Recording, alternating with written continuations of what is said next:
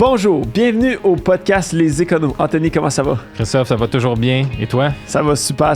De quoi qu'on parle aujourd'hui, Anthony? Christophe, moi je paye de l'impôt, puis comme tout le monde, on est des bons contribuables. Par contre, j'ai ici une liste de questions, style mythe ou réalité.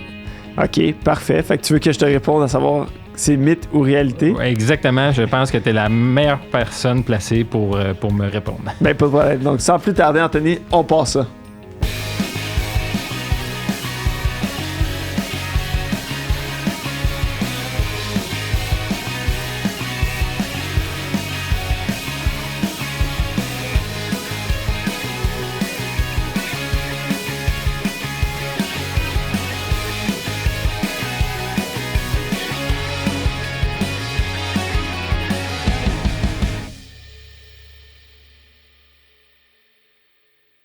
Bonjour tout le monde, bienvenue au podcast Les Éconos. Christophe, on y va tout de suite. Premier énoncé, je ne paierai pas d'impôts car j'ai un bon comptable. Ça, c'est le classique. Je pense que, tu sais, on se le fait tout le temps dire en tant que comptable, de dire comme « Ah, ben, t'es meilleur que mon ancien comptable, je paye moins d'impôts. » Ou « Ah, mon ancien comptable était meilleur, je payais moins d'impôts. » À vrai dire, c'est pas vrai. C'est un mythe. Dans le sens où est-ce que c'est pas le comptable qui va décider combien d'impôts tu vas payer. Le comptable ne fait qu'appliquer le plus de mesures applicables. Oui, ben, il applique la loi de l'impôt et dépendamment de ce que tu dois, ce que tu as payé, de ta situation personnelle, c'est là qu'ils vont te dire combien d'impôts tu vas payer.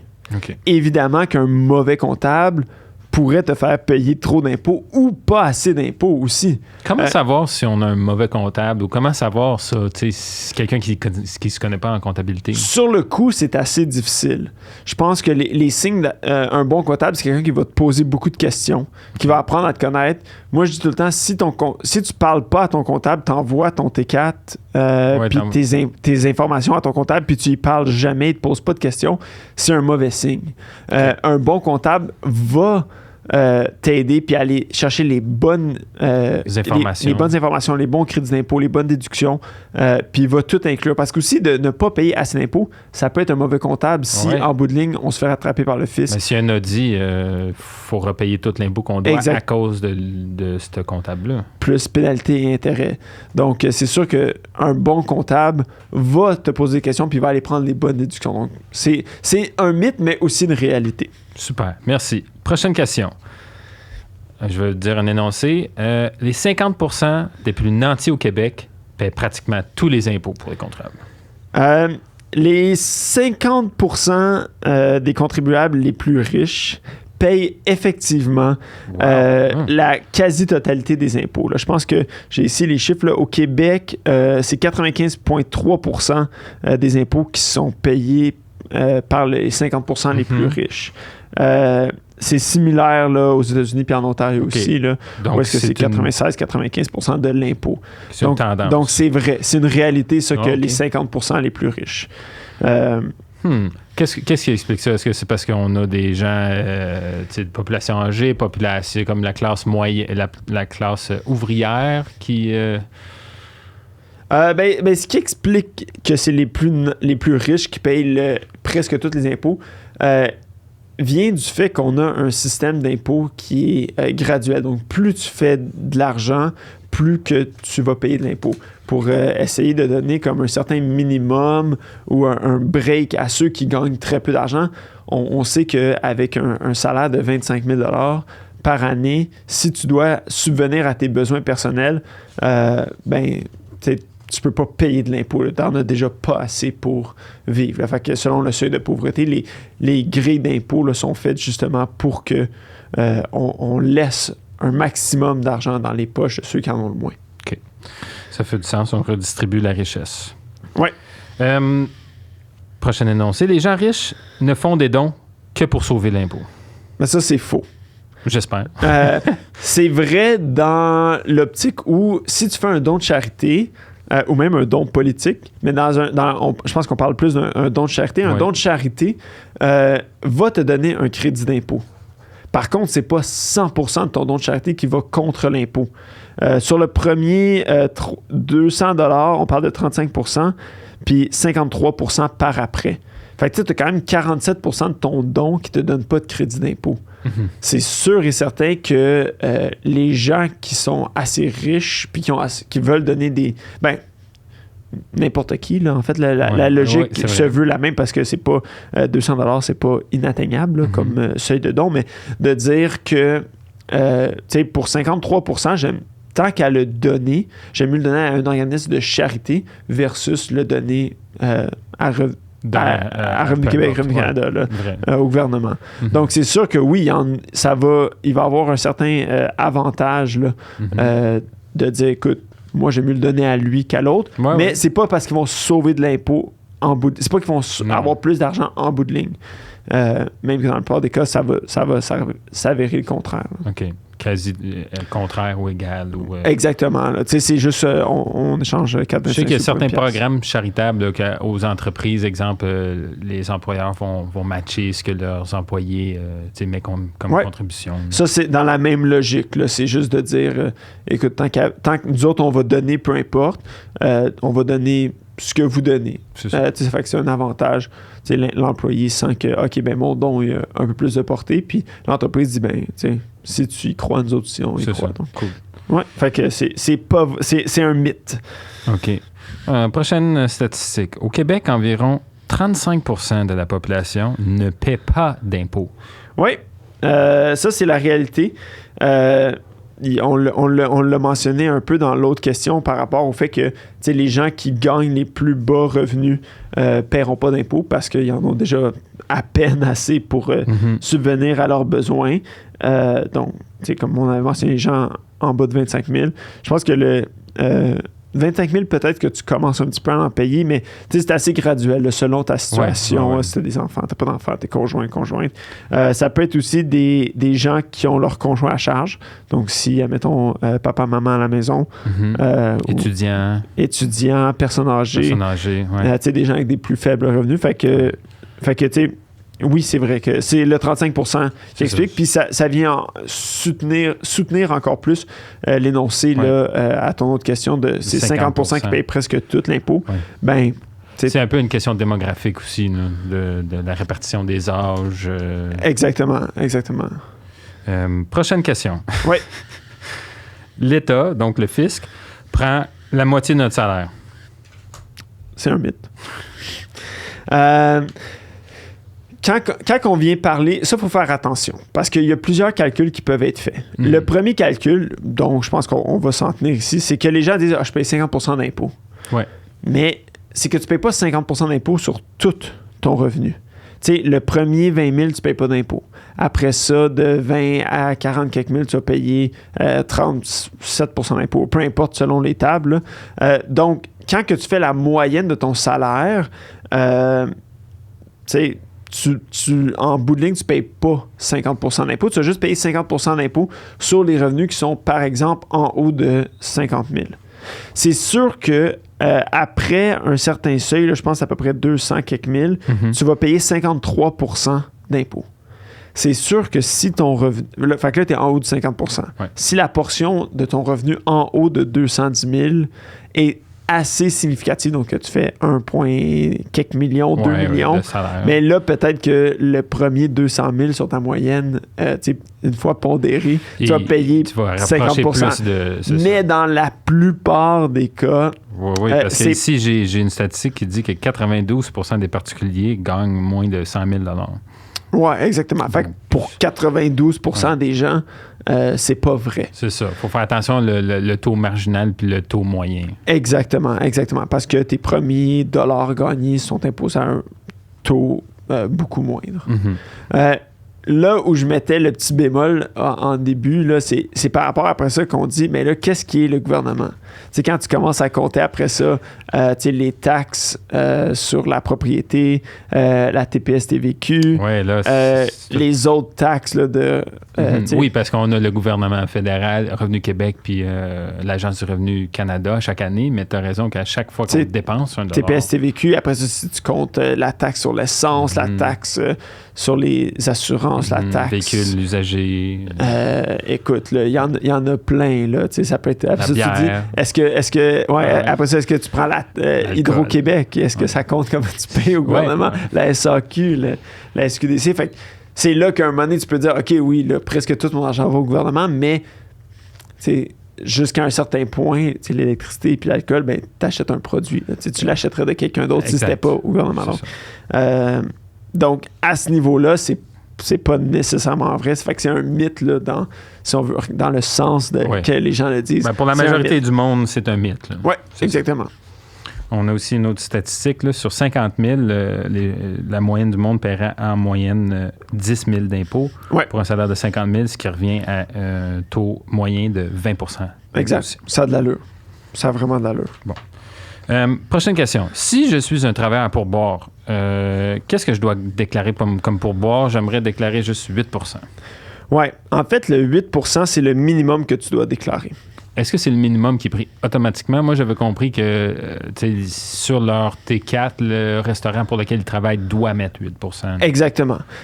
Fait que, on sait que le salaire minimum est différent pour les gens à pourboire, mais on doit mettre au minimum un 8 Ça ne veut pas dire que tu dis « Ah non, je m'impose juste sur 8 le reste, c'est cash dans mes poches. » Non. Techniquement, tu dois déclarer tous tes revenus.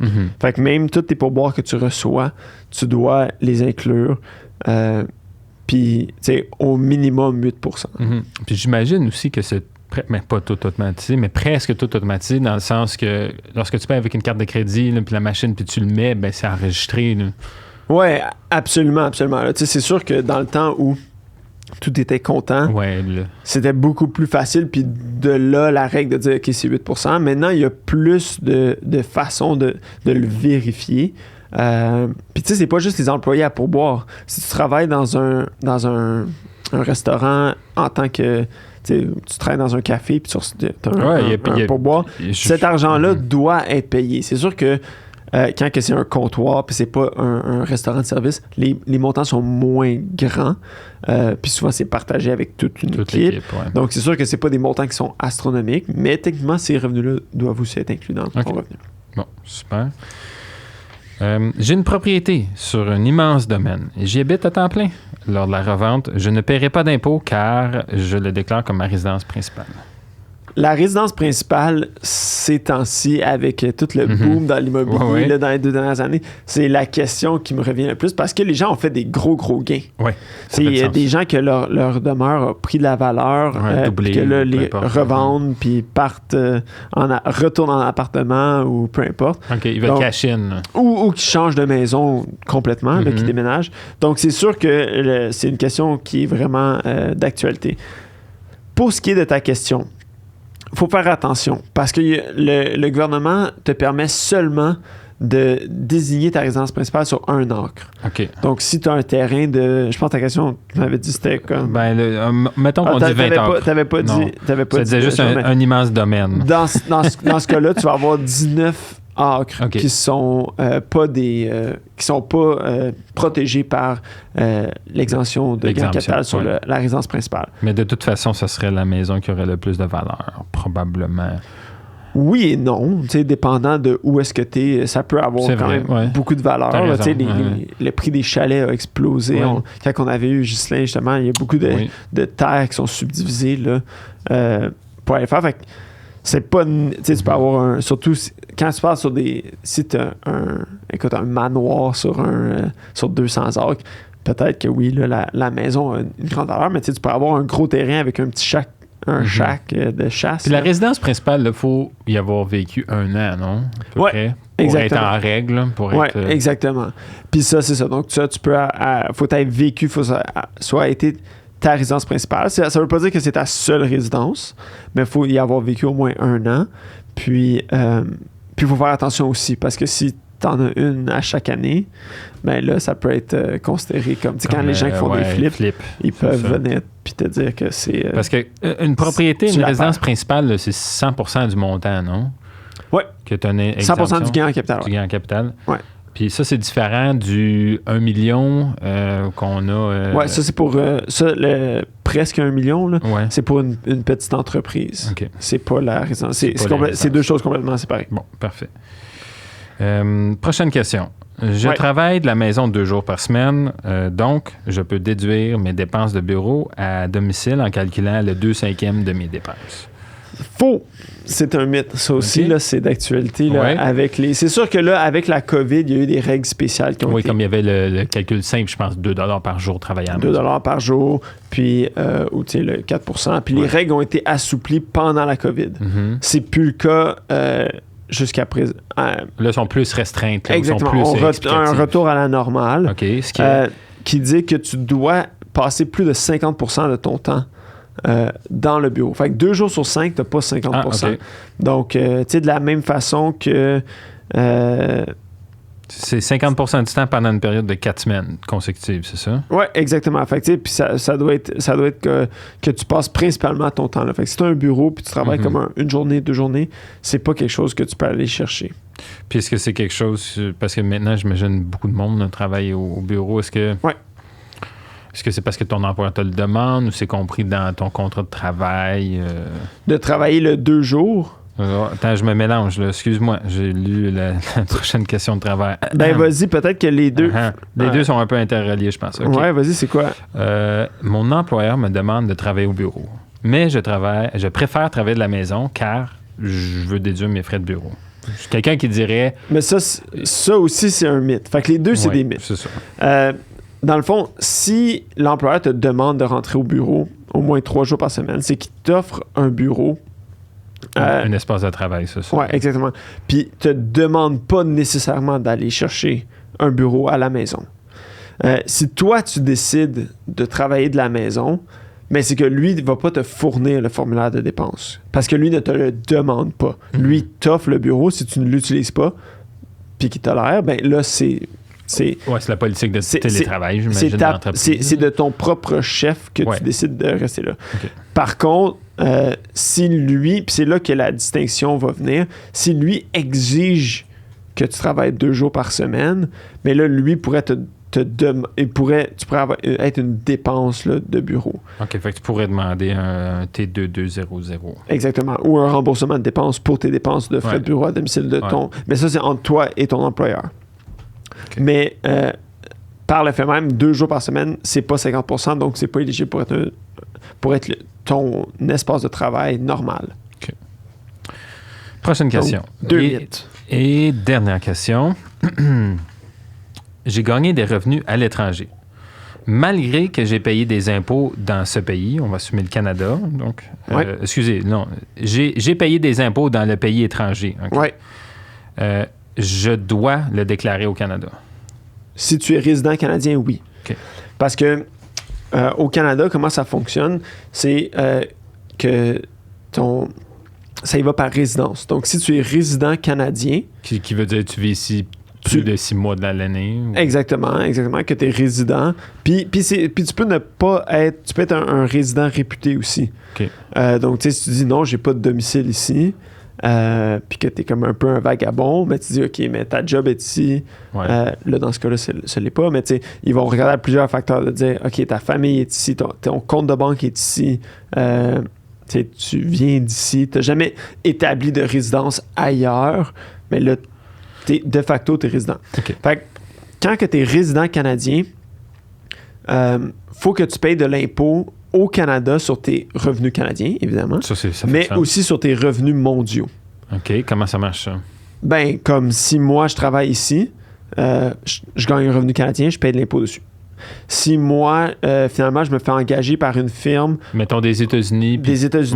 Puis qu'eux me payent, mais que je suis résident canadien, j'habite au Canada, je vis au Canada, ben, au Canada, il faut que je paye des impôts sur ce revenu-là. La différence des deux ou plus? Ou ce que tu aurais payé ici, là-bas? Techniquement, tu dois payer sur le revenu en totalité. Par contre, il existe des traités fiscaux avec une grande partie des pays, là, surtout des pays occidentaux, puis même des pays orientaux. Là, maintenant, on voit qu'il y a beaucoup de pays comme le Japon, ça vient d'entrer en vigueur. Là, le traité transpacifique, là, où je ne sais plus c'est quoi le nom du traité en tant que tel, mais il y en a un qui est passé aux nouvelles, ça fait quand même assez longtemps, mais qui commence à entrer en vigueur. Là. C'est-à-dire que, admettons, aux États-Unis, là, pour faire ça simple, ils vont me prélever de l'argent sur mon revenu. Ils vont me le prélever de l'impôt comme quand moi je gagne un revenu ici, on me prélève de l'impôt. Le gouvernement du Canada va prélever sur ton talon de paye. Le gouvernement américain va prélever de l'impôt sur mon talon de paye américain, même si je suis résident canadien. Mais il va te le prélever à la pour source, le gouvernement du Canada. Pour le gouvernement américain. Fait que lui, il s'en charge. Non, pour le gouvernement américain. Fait que lui, il se fait plus d'argent? Ben lui, il se fait de l'argent parce que c'est une job américaine, c'est une job aux États-Unis. Fait qu'admettons que je travaille aux États-Unis puis que je suis Canadien, ben il va dire, ben je m'en fous que t'es Canadien. La job est aux États-Unis. Fait que moi, je te prélève de l'argent. Après ça, tu as deux choix. Soit que tu files aux États-Unis puis tu dis, ben non, moi, je suis pas américain, je veux pas payer d'impôts. Ils vont dire, tout bad, faut t'en payer pareil parce que c'est une job américaine. Fait que souvent, les gens ne font pas de déclaration d'impôts aux États-Unis. Mais le montant d'impôts que tu vas avoir payé aux États-Unis, tu as le droit à un crédit d'impôt au Canada pour de l'impôt étranger. Équivalent ou qui... OK. Presque équivalent. Fait que dans le cas où, admettons, on paye plus d'impôts nous autres au Canada qu'aux États-Unis, souvent, ça va avoir de l'impôt en plus à payer, mais au lieu de payer, admettons, 50%, admettons, tu gagnes 100 000, puis que c'est 50 000 là, pour faire ça simple, puis que tu as payé 25 000 aux États-Unis, mais tu as juste à payer 25 000 au Canada. La différence des deux. OK. Fait que tu la payes pas deux fois, mais dans le cas où tu avais pas d'impôt à payer au Canada sur ce revenu-là, ou que, admettons, ils t'ont prélevé 75% aux États-Unis, mais là, tu t'aurais payé 75%, puis il n'y a rien à payer au Canada. C'est la différence des deux. Là. OK, fait que tu finis tout le temps par payer le taux canadien. Oui, exactement. Parce qu'on est quand même dans les plus élevés de l'impôt, puis tu sais, l'impôt étranger, souvent, qui est prélevé, c'est souvent pas au même titre que... Mais j'imagine la logique, c'est que tu bénéficies des services dans ce pays-ci. Ben, c'est que l'entreprise où tu le gagnes est dans ce pays-là. Fait que c'est de dire, comme nous autres, les jobs ici, on les taxe. Sinon, ça serait trop facile de dire, OK, ben... va te mettre résident d'un pays où il n'y a pas d'impôt, puis là, viens travailler, puis travaille au Canada, à distance, par exemple. Puis là, dire, ben, le Canada, c'est comme, OK, mais nous autres, il n'y a plus personne qui paie d'impôts, puis il travaille toute sa vie, il y a de l'économie, puis les entreprises qui sont ici en profitent. Donc, c'est pour ça qu'il y a cet impôt pour non-résidents. Cet impôt étranger. Bon, Christophe, ça conclut nos 10 questions. Je te remercie beaucoup. Ben, ça fait plaisir. Puis si jamais si les gens à la maison en ont d'autres, on pourra en faire une deuxième édition. Je pense que essayer de faire, il y a plein de trucs comme ça que souvent les gens se posent. Donc, puis si toi, tu as d'autres questions, Anthony, on en refera un deuxième également. Parfait. Merci, Christophe. Merci.